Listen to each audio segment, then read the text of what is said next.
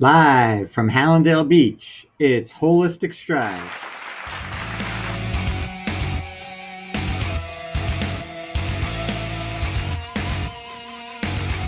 Hey now, everybody.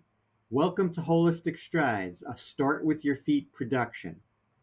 We are coming to you live on tape from my office in sunny Hallandale Beach, Florida. My name is Dr. Richard J. Rimler, otherwise known as Doc Rick, and I am one of a few holistic podiatrists in the country. I am your host of Holistic Strides, a talk show devoted to taking small but powerful steps down a path to a more holistic lifestyle with an emphasis on foot health and the start with your feet approach to wellness. This includes unique advice on supportive shoes, orthotics, exercise via interval training, organic nutrition, vitamins and supplements, and stress management. So why should you watch or listen to my show? The short answer is to achieve better health through self-empowerment with the understanding that it all starts with your feet. The idea is to add one holistic principle regularly to your life and gradually transform yourself to better health. Just take it one step at a time. I can guide you since I have undergone the same transformation. Therefore, I walk the walk. Today, I will be talking about inflammation and its effect on your health. Before we get to that, I want to go over what I feel is the most important thing that you can do for your health besides not smoking cigarettes: interval training. Start by picking your preferred mode of exercise. It could be walking, running, using an exercise bike, treadmill, doing jumping jacks, or swimming. Try to do this close to home for convenience. Also try doing this in the morning since it only takes 10 to 12 minutes. That way you can get it in before work or school. Here is my personal prescription for interval training. Start off with a 20-second fast velocity followed by a 1-minute slow recovery speed, and do this for 6 intervals. In my case, I go out to the street in front of my house and I sprint for 20 seconds. Then after the recovery portion of roughly 1 minute of slow walking, I reverse my direction and sprint for 20 seconds once again for the next interval. After doing 6 intervals at 20 seconds fast speed, I then switch to a 15-second fast velocity followed by the same 1-minute slow recovery speed, and do this for 3 intervals. Guess what? You are now done with your workout.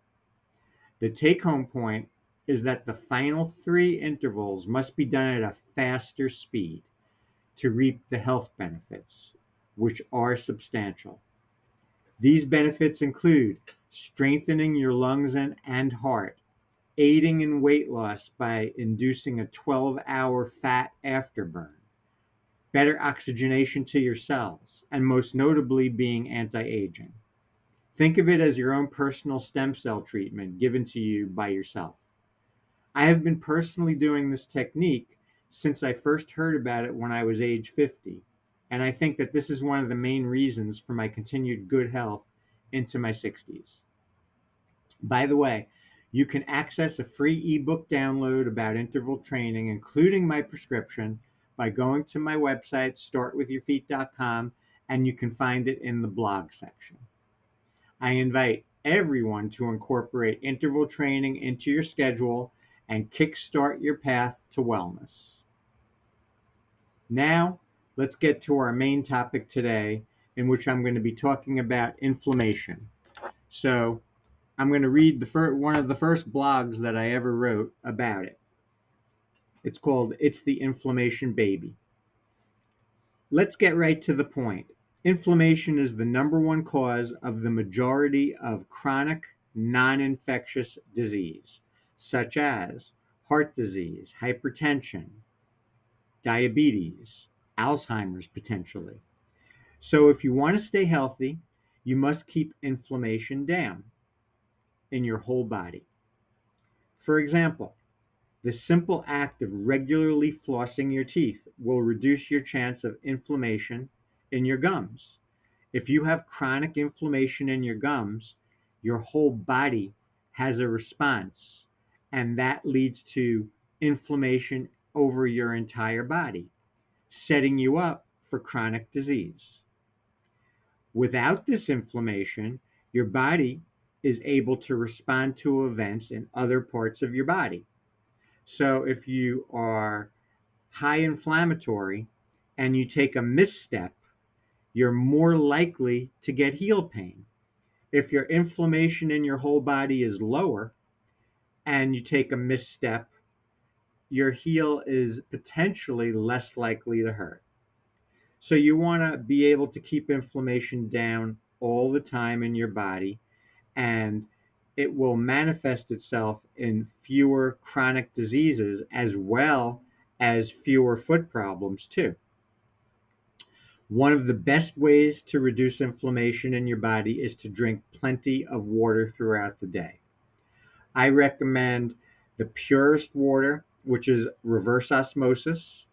That's going to filter everything out of the water, including lead, heavy metals, pesticides, pharmaceuticals, all of these things. It also takes trace minerals out of the water. So you have to supplement with Himalayan crystal salts to reverse that. But you want to drink pure water. If you don't have the ability to get a reverse osmosis machine, then the next best thing is distilled water.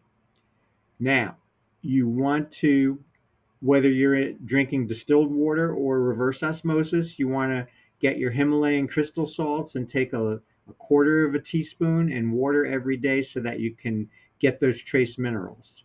It's also important to be aware of what you're drinking the water out of. So if the typical water bottle is plastic, believe it or not, the plastic is not good for you. There are phytoestrogens in the plastic that your body takes to, it responds to that as an estrogen, even though it's a phytoestrogen. And that, believe it or not, will increase your chances of cancer and other diseases. So you want to not drink from plastic.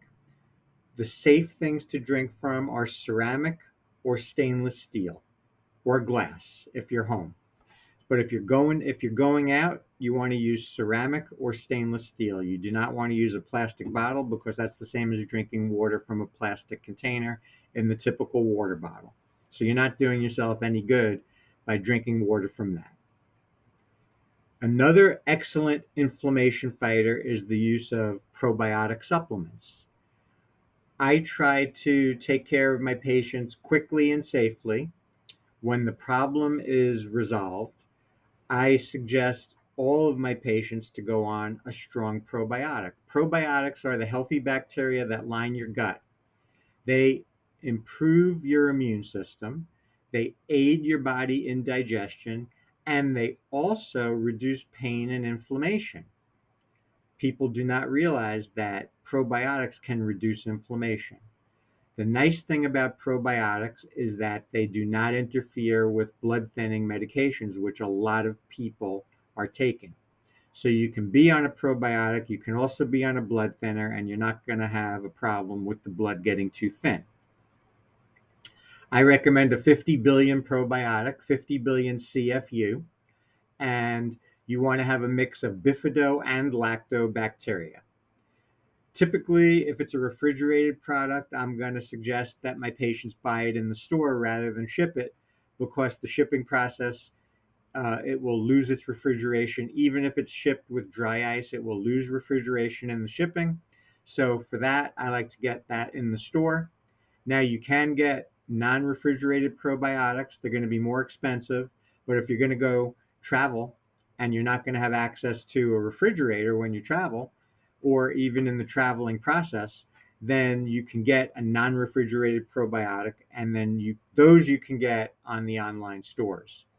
If it's a refrigerated product, I recommend getting it in a local vitamin store, a local health store, and just get that from the refrigerated section in the supplement section and bring it home and put it right into your fridge to keep the bacteria alive, because they're your friend.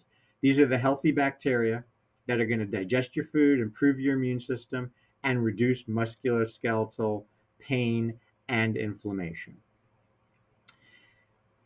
There are natural anti-inflammatories to take besides probiotic.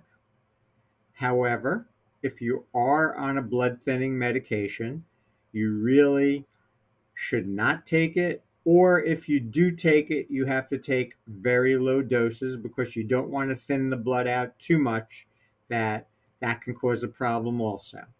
So certain natural anti-inflammatories that I recommend, in addition to recommending the probiotic, are going to be a very pure fish oil, not the kind that you get in most stores. It actually has to be specific brands that are pure, that do not have mercury in them. Kyolic garlic is another one that is a great natural anti-inflammatory. Curcumin turmeric is another one. Curcumin, the spice from curry. The thing about that, though, is you want to make sure that you have an enhancer in that supplement to help it get into the cells. If it doesn't have the enhancer, you're going to be wasting it. The two main enhancers that I see out there are black pepper, which is also called bioperine, and then also you can have fenugreek, which also enhances the curcumin to get into the cells. One of my favorite anti-inflammatories that's natural is called RheumArt. It's a product that has 4 different anti-inflammatories in it. Combined, they work synergistically and they work better than individually. It includes garlic, celery, stinging nettle, and horsetail. And that is a terrific anti-inflammatory as well. Please note that all of these can interact with blood thinning medications. So if you're going to take those, you have to do it under a doctor's supervision to make sure you're not taking too high a dose. Or in my case, I might not even recommend it at all because I try to be conservative. So I don't want to do anything that's going to potentially cause harm to my patients.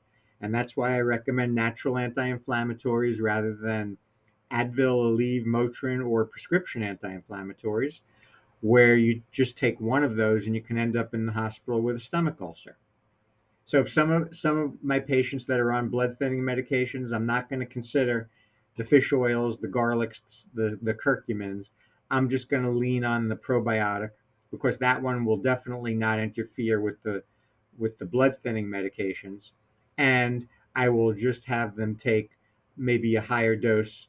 If everything is doing well with them with inflammation, maybe 50 billion is all right. But if not, then perhaps a 100 or a 150 billion capsule CFU probiotic will be the trick in order to keep that inflammation down in your whole body. So if you keep inflammation down in your body, you will have much fewer health problems. Inflammation causes 90% of all non-infectious health problems. That's the key to good health. One of the keys is keeping inflammation down. So you'll not only lessen your chances of systemic conditions, but you'll also lessen your chances of walking around without having pain. Don't forget to wear comfortable, supportive shoes and an orthotic to enhance your walking. And then from there, you're walking strong in your daily living activities. And from there, you bring it up to start incorporating interval training into your schedule every week, Monday through Friday. And then you're well on your way to becoming a healthier person. Well, it looks like we are out of here for today. I hope you enjoyed the show and learned something new. I want to thank all of my Striders for your support.